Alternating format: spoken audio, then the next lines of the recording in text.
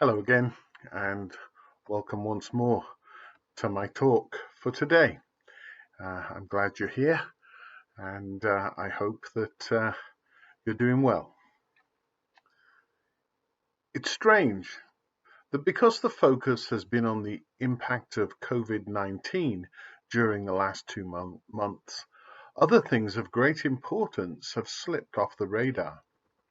This morning I was reminded of one of these. This year marks the 175th anniversary that the Diocese of Nova Scotia was divided and we were created. John Medley was called from England to be our first bishop, and the rest, as they say, is history. Medley didn't arrive in virgin territory. A number of our parishes have existed well before the diocese was created. One of the purposes behind the creation of the See of Fredericton was to better serve Anglicans in a growing province and to extend the church into new regions. Amongst other things, this anniversary reminds us of the close connection we have with our neighbouring province. These connections are not only ecclesiastical, but also personal. During these last few days, I've been reminded of this again and again by people mentioning to me that they have a friend or are related to someone affected by last weekend's events. As I have said before this week, we need to continue to pray for Nova Scotia. When Bishop Medley arrived here, he would have had very little idea of what he was facing. The Church of England is very dominant in the life of England even today, and back in the Victorian era, it was even more so. To give you an idea of scale, the diocese in which I was ordained, Chelmsford, at that time, 1995, was made up of 512 churches and 475 clergy. As you can see, even today, the difference between here and there is significant.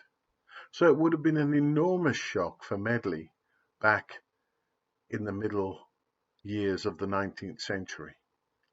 But our first bishop was faithful to his call, and he had a clear vision of what he hoped to achieve. It has to be said that he ruffled some feathers as he proceeded, but he was determined to accomplish his aims. As we know, he wanted to ensure that every person in the province had access to Anglican, back in those days, Church of England, worship. This led to the development of many church buildings along our rivers, which were the highways of the day. He also had a particular vision for worship and developed a design for buildings which are still known as Medley churches, so many of them with their mustard and brown outside walls. For our first bishop, the chancel was an important addition to worship, and many existing buildings had them added at this time. In some senses, at the time of this anniversary, we face similar challenges to Medley. It may be that our landscape has changed forever. We just don't know. As the 10th Bishop of Fredericton, I hold to his vision that everyone in our province should have the opportunity to worship in the Anglican tradition if they so desire. Under God, we have to face that challenge together, as Medley did in the middle of the 19th century. Once again, thank you very much for listening. I trust that you're well. There is again a litany this evening at 6 o'clock.